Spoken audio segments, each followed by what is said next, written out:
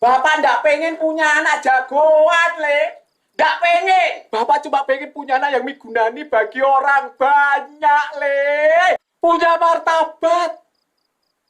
Dan lebih baik dari bapakmu ini. Bapak yang salah. Karena ndak becus didik anak.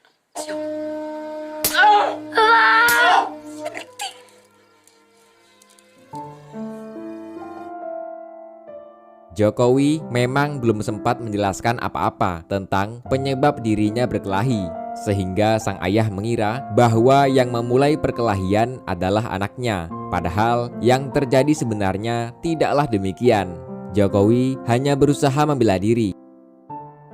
Sang kakek berusaha menenangkan Jokowi. Kakeknya berjanji akan membantu Jokowi dengan menceritakan kejadian yang sebenarnya kepada ayahnya. Jokowi mendapat pujian dari gurunya karena selalu mendapatkan nilai sempurna, yaitu 100. Sepulang sekolah, Jokowi memancing ikan di Sungai Kalianyar. Ia memang memiliki hobi memancing. Sementara itu, Sapari tiba-tiba datang ke rumah Pak Noto dengan memberi kabar mengejutkan tentang rencana penggusuran wilayah untuk pembangunan stasiun kereta api yang kabarnya akan dimulai pada siang nanti. Pak Noto dan Sujiatmi sangat terkejut mendengar kabar tersebut karena mereka belum menemukan kontrakan yang akan ditinggali. Jokowi yang saat itu mendapatkan cukup banyak ikan terpaksa kembali pulang ke rumah setelah kedua adiknya datang menjemput.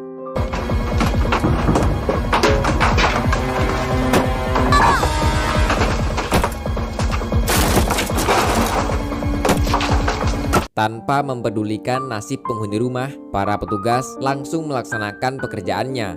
Jokowi menangis melihat tempat tinggalnya dihancurkan, namun ia tidak bisa melawan. Ayahnya berusaha menenangkan Jokowi dan berjanji akan mencarikan rumah baru untuk keluarganya.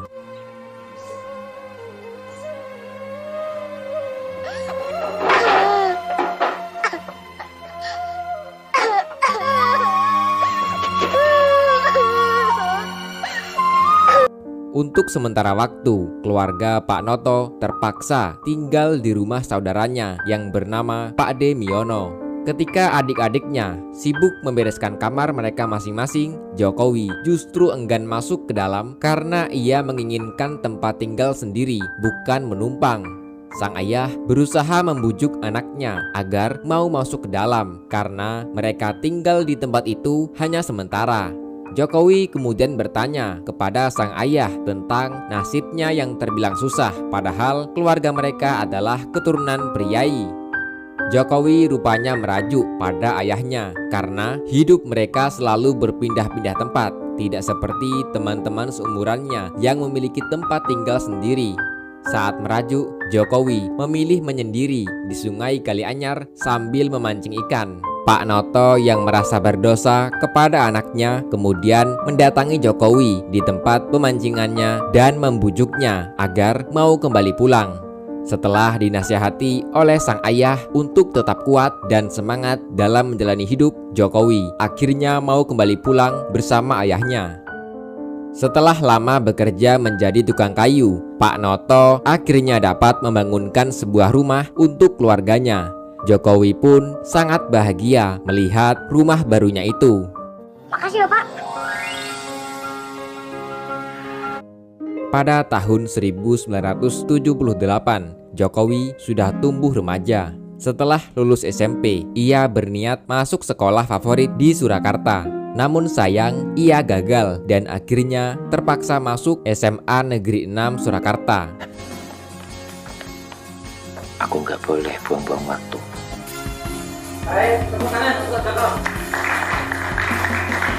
Suatu hari, Jokowi tak sengaja melihat sekelompok anak metal sedang menjalani latihan musik. Jokowi terkesima mendengar musik tersebut.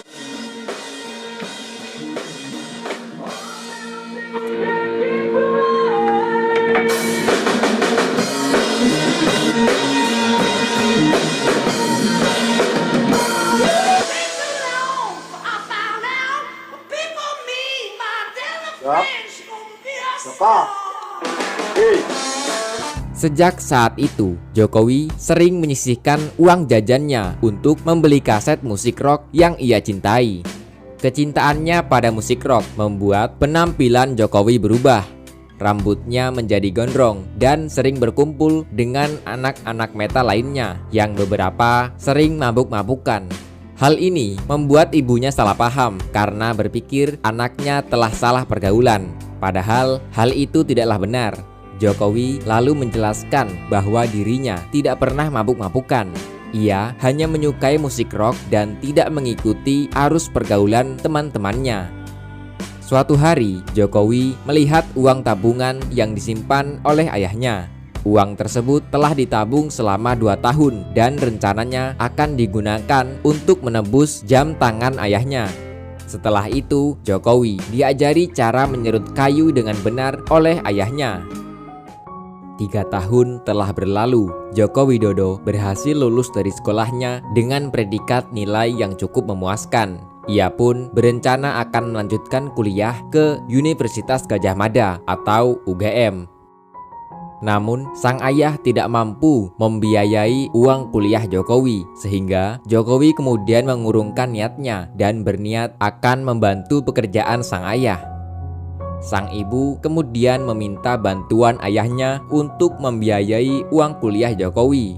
Dengan uang bantuan dari kakeknya itulah yang membuat Jokowi akhirnya dapat melanjutkan pendidikannya ke UGM. Tak hanya itu, sebelum berangkat, uang tabungan sang ayah juga diberikan kepada Jokowi sebagai tambahan biaya kos.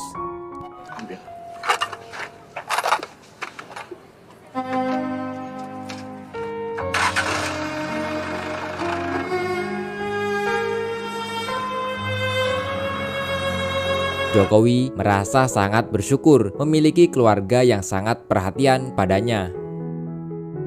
Pada tahun 1980, Joko Widodo telah berhasil masuk ke UGM dan mulai belajar dengan giat di sana. Saat libur, Jokowi pulang ke rumahnya dan saling melepas rindu dengan keluarganya. Budi!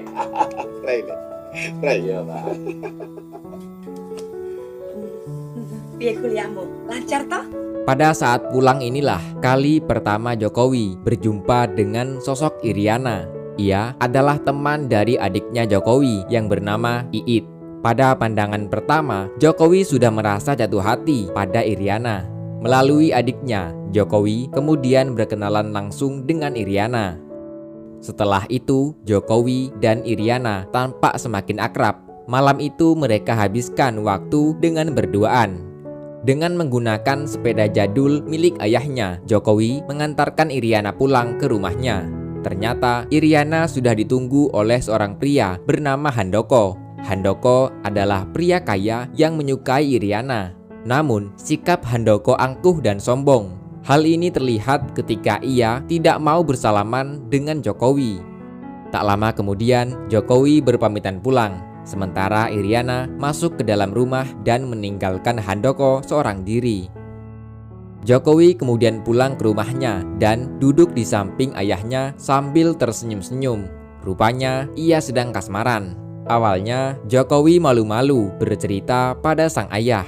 Namun setelah dibujuk, Jokowi akhirnya berterus terang pada ayahnya bahwa ia sedang menyukai seorang wanita. Jokowi merasa pesimis bisa mendapatkan Iriana karena pria yang menyukainya cukup banyak. Pak Noto memberikan motivasi kepada Jokowi bahwa seorang laki-laki itu harus memperjuangkan wanita yang dicintainya. Ayahnya juga menceritakan salah satu modal yang ia miliki untuk mendapatkan hati ibunya adalah kejujuran. Setelah menghabiskan waktu liburan di Surakarta, Jokowi kembali pulang ke Jogja.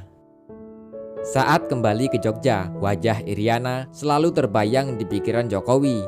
Ia kemudian membuat surat puitis yang rencananya akan ia kirimkan pada Iriana. Namun rencananya itu ia urungkan karena merasa kurang percaya diri dengan kalimat puitis yang ia tuliskan. Demi memikat hati pujaan hatinya, Jokowi memutuskan untuk memotong rambutnya. Ketika liburan tiba, dirinya pun kembali datang ke rumah Iriana. Namun saat berada di depan rumah, ia justru ditabrak oleh Handoko yang saat itu